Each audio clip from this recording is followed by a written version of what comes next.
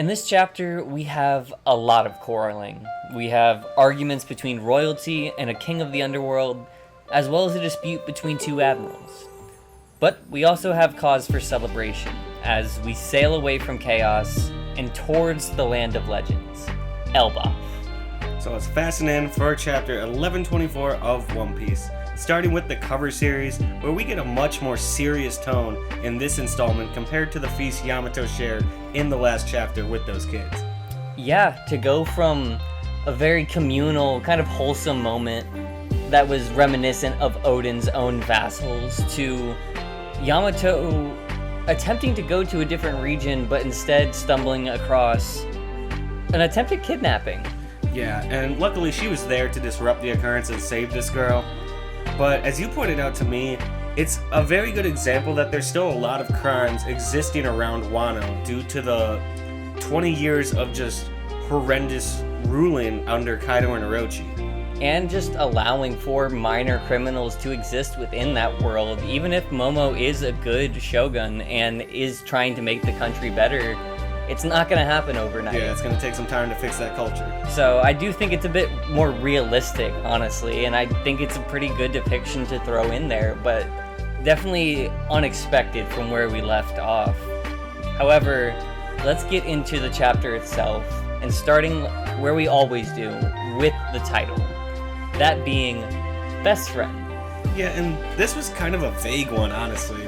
Hard to tell exactly who it was about at first, entering the chapter, but one that's also just read at home with the story overall, with the concepts of friendship and found family. Oh, absolutely.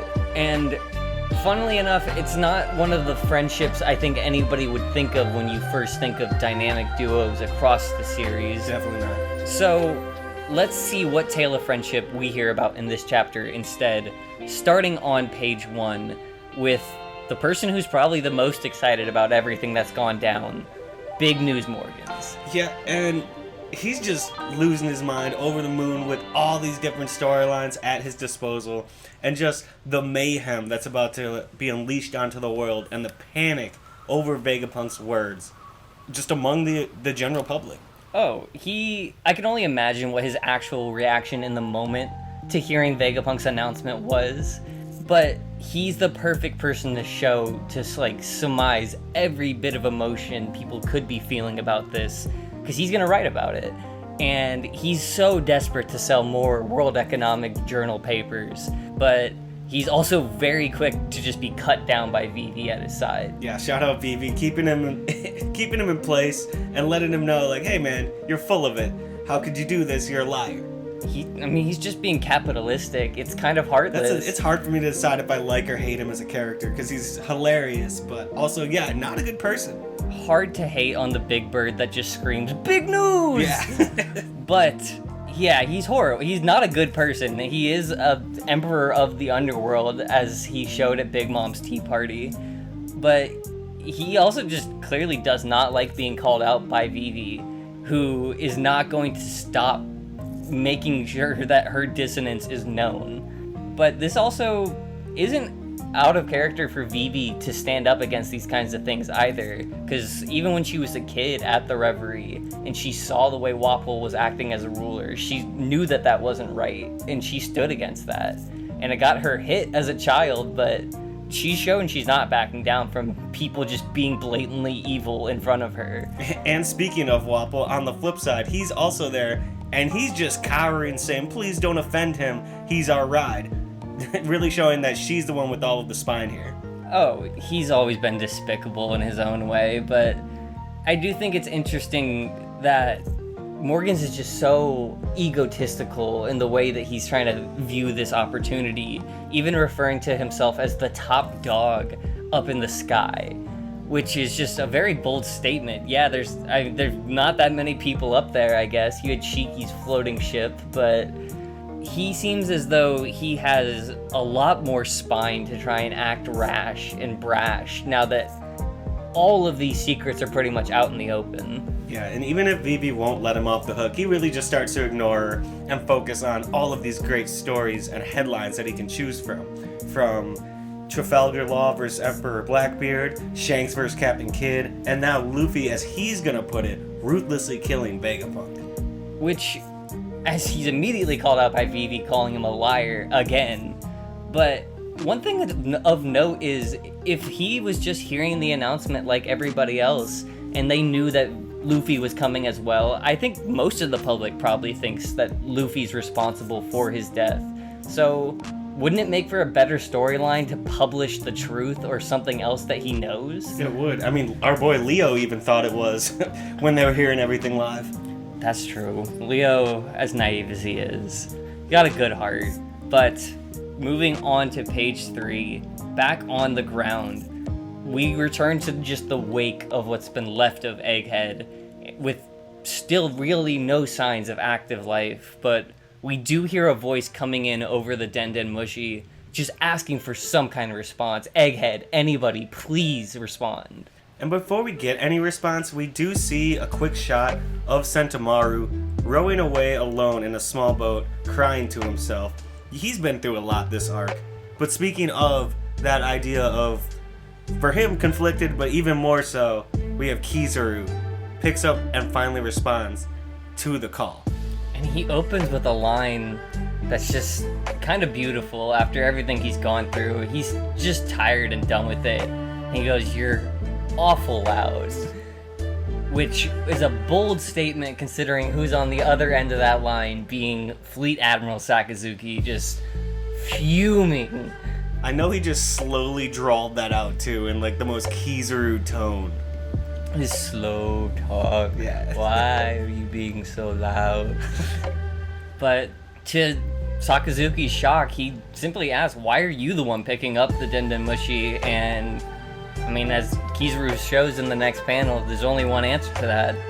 They're all out. They're all just passed out. I'm the only one left. At the mouth, yeah.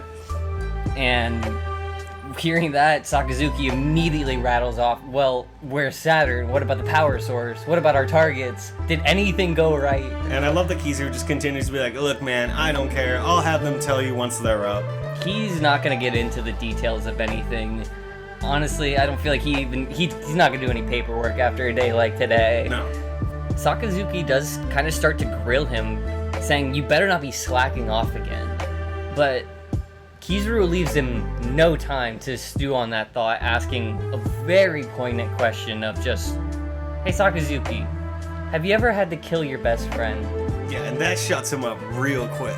No response could be had before we immediately jump into a brief flashback of just pretty much the entirety of the relationship between Borsalino and Vegapunk, from their fake arrest to bring his mind to the world government, to pretty much building Egghead together with their own hands, and then finally just, even behind the sunglasses, you can see the dead in his eyes as he took the life from Vegapunk.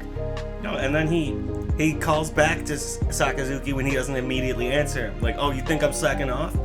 Like, if you want to doubt me, come see it for yourself." He has a bit more choice words than that. For a man talking to the Fleet Admiral, "You damn ingrate." He says, "Come and see for yourself, you damn ingrate." And he is clearly on the verge of tears, a broken man just needing to express himself. And honestly, to my surprise, Sakazuki seemingly understands that and does apologize for his words while also calling Borsalino his brother. Yeah, that's probably the most human I've ever seen him act. It's probably one of the few connections he genuinely has with the kind of mentality and life he leads, but even that relationship is most definitely going to be strained after what's occurred on Egghead. And yeah, I mean, even after that, he tells him, "Just watch your mouth." Like, he's not letting him off the hook. Absolutely. And cutting away from this very tense moment onto page 6, we go to a much quieter scene with the convoy of the Sunny and the Great Eirik just coasting along the quiet waters. And we drop in on a conversation between Jinbei, Frankie, and Zoro, talking about how it's really so quiet on the ship, and kind of discussing why that is, with they did fail their main goal, but they still got away, and just kind of in a weird spot where they want to be celebrating, but it's also just kind of grim. And even to their credit, Frankie just lists off the amount of obstacles they had to go through from elders, admirals, CP0, Seraphim, and not to call on the amped up Buster Call also on them. He and Jinbei can also just comment on, man, it's a good thing we just even made it out alive. But that's not good enough to somebody like Zoro, who, despite everything that they had to go through, is still pretty harsh on the way he's criticizing how Luffy's handling losing only an old man. Yeah, and this kind of caught me off guard at first when he said it like that, but he's always been that guy to really hold Luffy accountable and to the highest standard of you have to act like the leader at all times. And so I think that's more what he's saying. Not that he shouldn't be allowed to feel bad, but that he shouldn't be letting it reflect so much and affect the entire mood of not just their crew, but also the giant crew. I think he's also somewhat aware of the way public image works with the Emperors. Yeah. I mean, even since they got to post-time skip, or in Ennis Lobby, I believe, where he was like, hey, Luffy, you have to start taking this serious now. Like, you need to understand also the influence you now hold and how you're viewed by the public. You can't be seen as somebody who can be so easily thrown off their game, I guess. But despite what they might deem as a failure, they also did succeed in their mission in some regard by getting a Vegapunk off of the island, that being Lilith. And we do see her finally waking up after being basically knocked out by Atlas, surrounded by most of the rest of the remainder of the crew. And while they're ecstatic to see her awake, especially Sanji, they also know that they can't waste any time in just telling her how it is, that she is the only remaining Vegapunk. And it's kind of harsh to give it to her right up, but I do think it's a smart thing that they don't waste any time trying to hide something like that. But I do, as a side note, I also just wanted to say the shot where they start very close up on all their faces, only to pull back and reveal that they're just sitting on a tiny cushion. Yeah, looking like gerbils. Of one of the giant ships. I hope we see those kinds of perspective distortion shots a lot in Elbaf, because I think that'd be a really cool concept to play with. I'm excited to see the anime play with that too.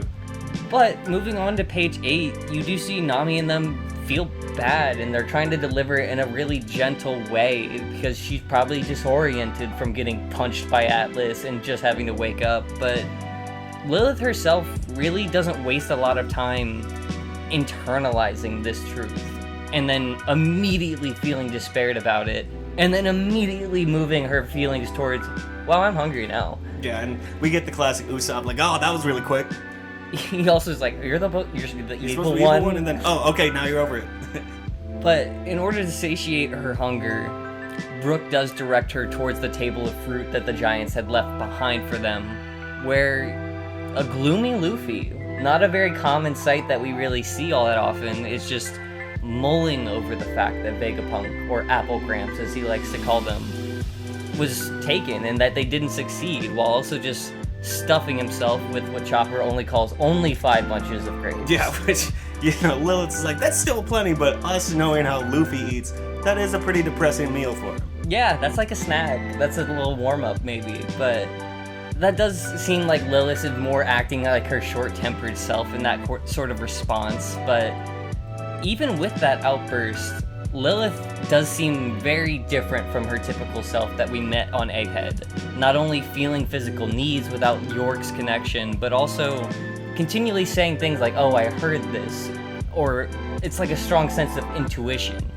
And so I wanted to ask, as the last Vegapunk, do you guys think that it's possible, without any other satellites or her connection to Punk Records, that Lilith may now embody all of those versions of Vegapunk again, with all of those emotions compounded in her, sort of similar to what Stella was before he separated himself into the satellites? And I definitely think that is a very, very reasonable possibility, because regardless of who exactly this version of Lilith is, she basically tells them that regardless of how they died, like what happened on Egghead, everyone is alive, which seems impossible to all the Straw Hats, but she seems very calm and resolute in that, no, it's still fine. Basically, they're all still with us, which brings us back to the question we got last chapter of what really is death to someone like Vegapunk. Absolutely. I mean, as somebody who she works through it very pragmatically, very scientifically, like you would expect from a Vegapunk, where she first reflects and laments, yeah, it's sad they lost. I felt despair about that, but also providing that alternate perspective on things that I'm alive, I am Vegapunk, therefore everyone survived. And just the way of thinking about that puts a level of shock across the entire crew.